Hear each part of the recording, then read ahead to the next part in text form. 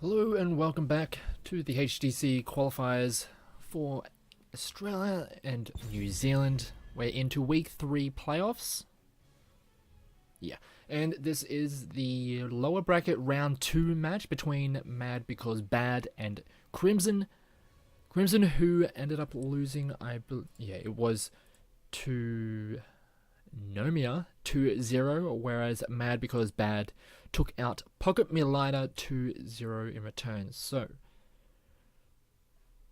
now we are into our own little match, as we are going to be starting out on Towers of Doom. The bans were the two StarCraft maps, Warhead Junction and Braxis. Not too surprising. To be honest, I wouldn't mind seeing a little bit more Warhead Junction, but then again, I'd pretty much just have to go to China. Just watch all the Chinese games for that, but we are already into the start of the draft. Genji, Dahaka taken away, and Crimson pick up the Garrosh. We saw them play it against Nomia, did very well in the early game, were able to get a lot of picks, apply a lot of pressure, and it gets those good early advantages, but in the end they did get kind of outplayed around the map and were unable to keep up with the tempo that Nomia were putting on. So Garrosh is going to be still a very strong pick, but on the other side, Mad Because Bad, they pick up the Malthael and the Uther. Now, we are on the live patch, so Uther has taken a bit of a nerf, but he is still very strong, especially when paired together with something like a Malthael who can just go into the enemy team, get those Tormented Souls, just be a real nuisance, do a lot of damage, and if he has that Divine Shield going on at the same time, he is going to be so obnoxious and do so much work, and Crimson are going to have a bit of a rough time trying to deal with it. But they are going to have at least some tools to deal with it. They had the Stukov, and that Lurking Arm can really shut down a lot of what Malthael wants to do. Yes, he wants to be weaving in those auto attacks to apply that Reaper's Mark, but if he does get silenced with that Lurking Arm, he can't really do a hell of a lot. It shuts out a lot of his sustain with the Soul Rip, and he loses a lot of his engage and disengage with the Wraith Strike. So the Stukov will be a rather strong tool in dealing with that Malthael, just as long as the support will be positioned in the right position to get the most out of it. I believe it is going to be the Shadow who will be the support here for Crimson. Usually it would be, I believe, Altivian, but with the Shadow coming in, he is going to be picking up the reins of those support, and we've seen him be an incredible support for Trump Sports for several seasons, and now with that team disbanding, he's been jumping from team to team, but has still remained one of, in my opinion, one of the strongest supports in the region. So very happy to see him brought onto another team, and one who quite consistently has been amongst the top in the region. Yeah, they kind of just stick around that third, fourth, but still very strong position to be in, as we are, and very happy to see him sticking around, because I really do enjoy seeing his support played. But as we're getting through the draft, the Valor is going to be banned away by Mad Because Bad. That's one hero that can do a lot of damage, and also it can circumvent a lot of Malthael's damage just for how mobile she can be. If the Malthael does go in with the Wraith Strike, as long as that Valor holds on to that Vault, can use her mobility to just get around that. And on the other side, I believe there's a little bit of PTSD from the previous match, where Ryu really just took control of the map and was very hard for Crimson to actually deal with it, and that Zagara is just going to be taken off the board. So now we're into the next round of picks for Mad Because Bad. We still need tanks, we still need range DPS. There's still, the Tassadar is still available and an option that Mad Because Bad could work with. Or even the Oriole Lunar is something that they can look towards as well. Yes, Oriole has taken a bit of a nerf, as has the Uther, but still, together they pose a rather significant threat and can be very hard to push through for a lot of lineups. But it is going to be the Jaina and the Muradin, so very old school combination here, as they will have a lot of damage and also a lot of lockdown and control in these fights. Very similar to how the Lei Ming will be dealing with the Garrosh. The Jaina can just use a lot of her slows to just keep him a little bit out of reach, but has to be very careful with the position, because if the Jaina is out of position, gets caught out by the Groundbreaker into the Wrecking Ball, thrown amongst the enemy team, she is going to die incredibly quickly. That Greymane is going to have absolutely no mercy and should shred through that target like she was paper. Now we're on to Crimson's last picks. I have to see what they try and round out their composition with. Wouldn't be surprised to see a Tychus. We've seen Altivian almost default back to that pick, and could be very strong against that full front line of what Mad Because Bad has, and that will be the pickup. Still a very strong hero, and also the Leoric. So this is pretty much, I believe, I'm just trying to think if it's exactly 1-for-1 the same composition as they had against Nomia. They had the Garrosh, they had the Stukov, they had the Tychus, also the Leoric. Actually, it was the Lei Ming instead of the Greymane. So one change there, but still a very solid lineup there for Crimson. And on the end of that is going to be Mad Because Bad picking up the Zeratul. We saw Fat94 pick up his Zeratul in the previous series and was an absolute terror. He's going to be 10 on it this time. We'll have to see if he can have as big of an impact. Those Void Prisons, once we get into the mid game, once we start hitting those heroics, can very much swing the whole matchup. If we can get those Void Prison into Ring of Frost, that we saw it last week in the Div 2 games. We saw the Zeratul Jaina Diablo combination where you just line them up perfectly and everyone just blows up. It's not as you have one less in there on the side of Mad Because Bad, but still it is an incredibly strong combination that could be very hard to deal with. But we are into the game. This is game 1 of the Season 4 Week 3 playoffs. It is Mad Because Bad on the blue side. We have Tanner on Zeratul, RG on Muradin, Tegiza on Jaina, Helium on Uther, and Jester is on Malthael. Whereas on the red side, coming from the upper bracket, they lost their first series but are looking to bounce back. It is Crimson. They have Azure on the Tychus, Leica is on Garrosh, Jesmez on Leoric, the Shadow is on Stukov, and Altivian is going to be on the Greymane. So they are switching up a little bit of the roles as we are getting into the level 1, trying to get those early pickoffs with that Groundbreaker. But as I said, with that Jaina, they are going to be able to keep him slowed down. As be very careful stepping forward as they do get the Groundbreaker, the Wrecking Ball, and that's a lot of members already there for Crimson. They do a lot of damage to Ultra. He has to use the Dwarf Toss, takes a lot, as does Helium, and he will be able to back out of that in the end, but that's very, very dangerous positioning there for Mad Because Bad. They had to be very careful. We saw in the previous series, both games, there was a Garrosh. Both times, Garrosh was getting a lot of value, getting those early pickoffs, because teams were just not really respecting the positioning from that hero. And we're getting caught out from it time and time again, as we do have Leica stepping forward, as Tegiza is going to have to be very much on point, having to really have consistent slows down on that Garrosh so he can't get into a position to just punish either him or the rest of his team. As now we're starting to see a rotation to the top side as Tanner has to use the blink to get out of there, because with 4 members there from Crimson, that could have been a very dangerous position. As we do have just the 4-man stack just trying to be a bit of a death ball, just rolling through top and mid on the side of Crimson. They don't manage to get that pick off either of those times, whereas on the top side, Jester is going to be putting a lot of pressure down onto Jesmez. He is a Leoric. Yeah, he's usually fine to just stick around in lanes, but with all of that percentage-based damage coming out of the Malthael, he can have an incredibly rough time.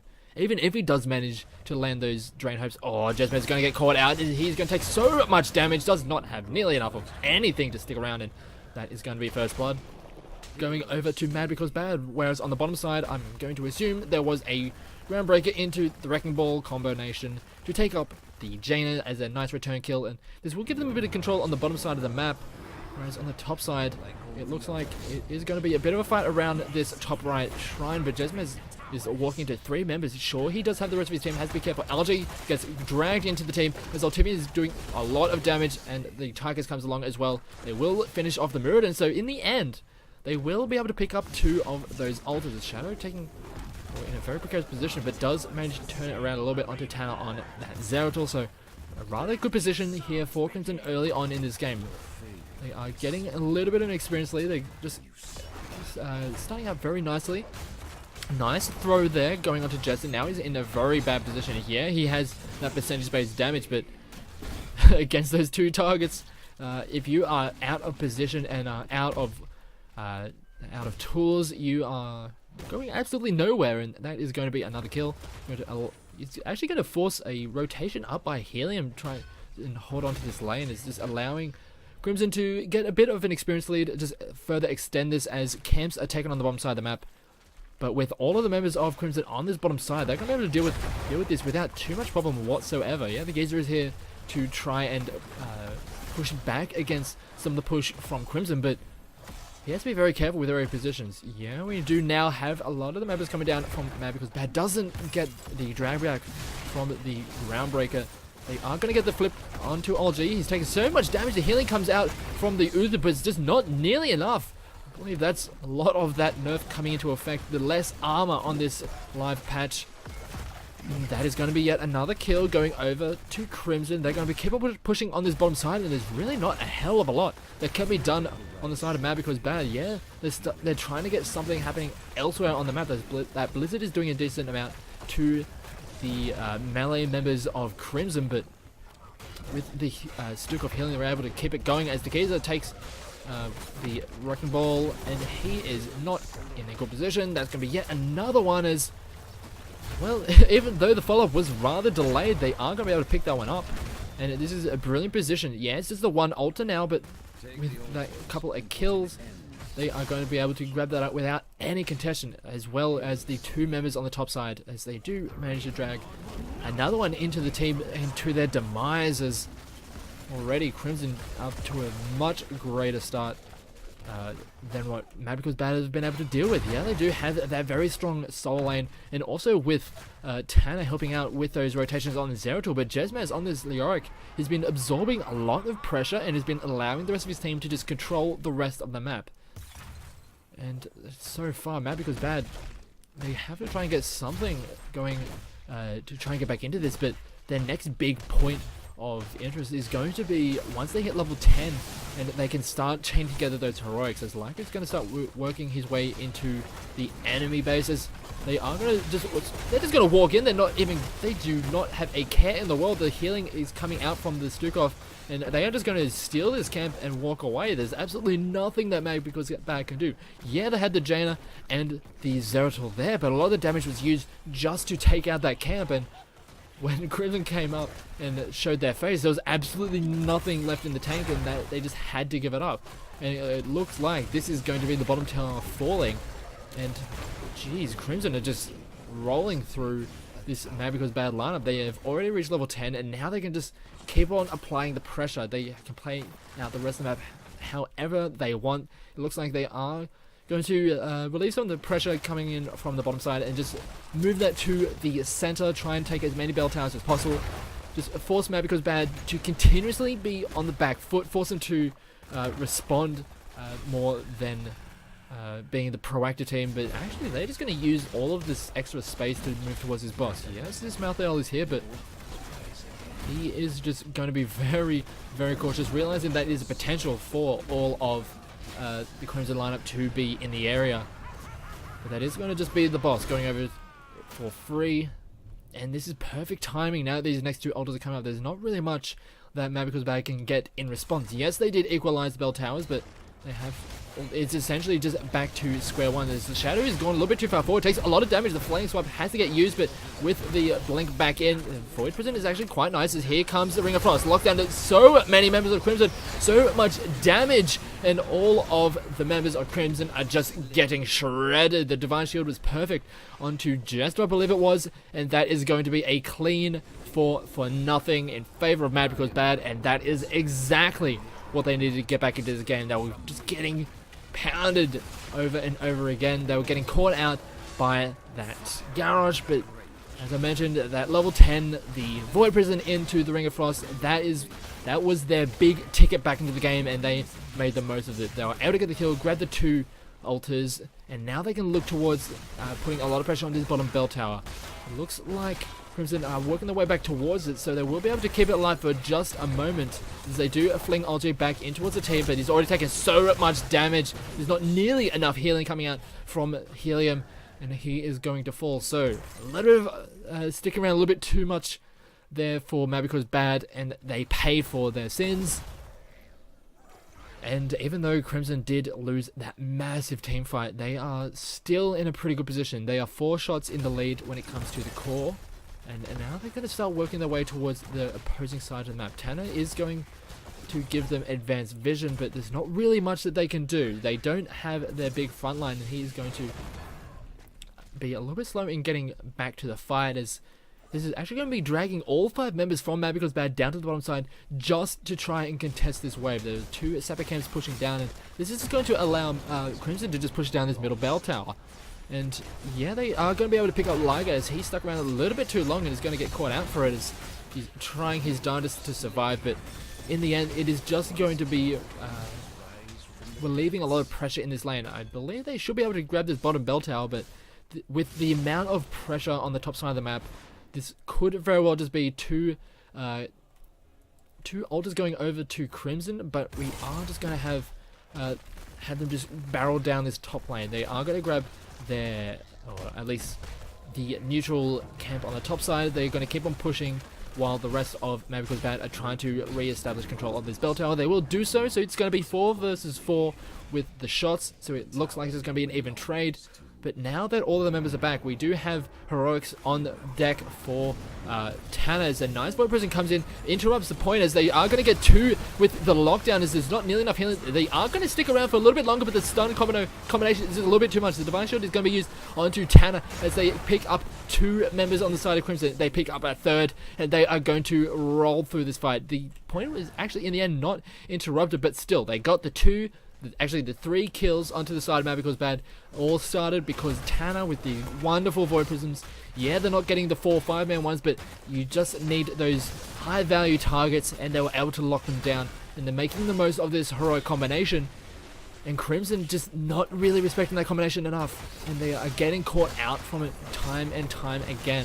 And this is going to allow Mavico's bad a little bit more room to get back into this game. Yeah, Crimson have the lead when it comes to core health, but if more fights end up going that way, it could very well start to swing, as the top bell tower was taken by Mavico's bad. That is going to force a rotation up from Crimson, but they are just going to start working their way on the bottom side of the map. Looks like they're trying to catch someone out in rotation. Oh, LG just walks in.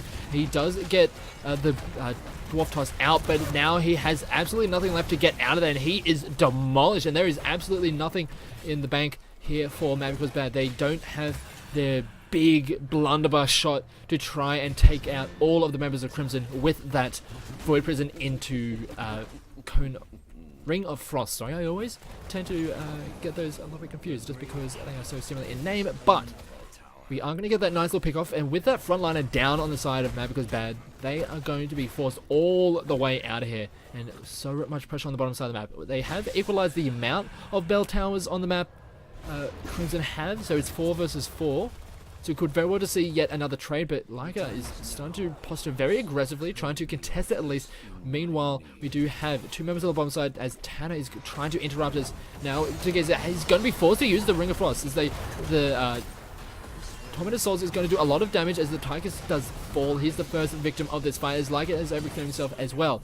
2 altars have already been taken and picked up by Crimson, but they are going to be losing out in this fight. There's 2 down, as Altar is going to be chasing them, as because this bell tower is now in possession of Mavico's bad, is a very awkward position to try and walk their way through. Jester doing a lot of work with that chase down. They're trying to pick them off as they retreat back to their base, but they can't really get them as they get back to behind that very dangerous line. But this is going to give more than enough room over to Mavico's bad to try and equalize the core health with this boss. They have more than enough room to do so. They have the two members only just now respawning on the side of Crimson, and with this bell tower at least forcing them back a little bit more, it is still anyone's game. Sure, it is advantage in favor of Crimson, but we've been seeing Mad Because Bad have been getting some incredible team fights, and Crimson have been kind of overextending a little bit, trying to just delay a little bit. Sure, they've been getting, in the end, they have been getting the advantages in those altars, and we can see that in how the core health is looking, but that can't always work, and we'll have to see if they bundle any of those plays, because if they do, they could very well just start falling rapidly. Equalizing bell tower on the bottom side, but was immediately answered by a trade on the top side. So Crimson do have the advantage in bell towers. They also have advantage in core health. But looking at levels, they are still very even. Both on 17, both at the same talent tier. It is still anyone's game. And it looks like we're just waiting for the next big play to work around, and here we get a single altar on the bottom side of the map. Altivian is already moving his way down there. He is going to start clearing out these waves, apply a little bit of pressure, force these waves into a position where Crimson will be in a good position to hold on to this area of the map. And because of the positioning of this altar, Mad Because Bad have just completely given up that top side of the map. They're not going to bother with it, as this Muradin is going to just get demolished. Tanner is going so low. The lurking arm was enough to finish him off, as they managed to completely circumvent that whole combination that we've been seeing out of Mad Because Bad. And this is absolutely disastrous for Mad Because Bad. They had to use the Divine Shield just to keep this Malthael alive. He does not have the Tormented Souls anymore. Like was taking a lot of damage. He is going to fall, but it does get traded back as the Jaina is down. The Malthael is down as well, and it is only Helium left in this fight. And wow, that is an incredible fight coming out of Crimson. They are going to have more than enough time and space to take down this bottom bell tower, at least apply a bit of pressure on the middle one, and get as much as they can out of this bottom altar. They try to just min-max as much as possible. They realize that that's pretty much as much as they're going to be able to get out of it. They are going to grab this altar on the bottom side of the map, and that is going to be down to 3 HP on the core of Mad Because Bad, and that is just one Sapper camp, as we do see them start to work towards the bottom side of the map. They have to be very careful, Mad Because Bad, because if all of the bell towers in the map are taken, steady shots will be firing off at their core, but they do manage to trade off just in time. But it is an incredibly tough and precarious position for them to be in. They have to put up an incredibly strong defense, but we've been seeing them getting just one member getting caught out, and if that Muradin is not there to soak up a lot of that damage, a lot of that attention, the rest of the team they're just not really able to stick around, as Heroics are now up on the side of Mad Because Bad. They have that one final blunderbuss shot that they need to make work. They're trying to get in there, as the Void Prison does go down. It does lock in so many members, as Helium is going to be the first one to die, as a great combination of ultimates coming out of Mad Because Bad. They're doing so much work. Jester is taken so low, he does fall, as so many members of Crimson are still managing to survive. The healing coming out of the Stukov is just incredible, and the damage from Azura on this Tiger is just way too much. Sure, all of those sappers were taken care of, but it was a 5-for-1 in favor of Crimson, and they have the whole map to work with. Here are 2 more altars, and there is absolutely nothing that Mad Because Bad can do about this. The closest they can get to when it comes to respawning is the Uther at 15 seconds, and even then they are not going to be fast enough to get out of the base and try and contest anything on the map. So this is going to be game. It was a very, very close affair for a lot of it. It was a lot of trading back and forth, but that big blunderbuss shot of the Mad Because Bad composition was just not nearly enough. They were doing so well with it once they started throwing it out there, but just very well, very composed play coming out of Crimson, and that is going to be game 1 of this series, going over to Crimson.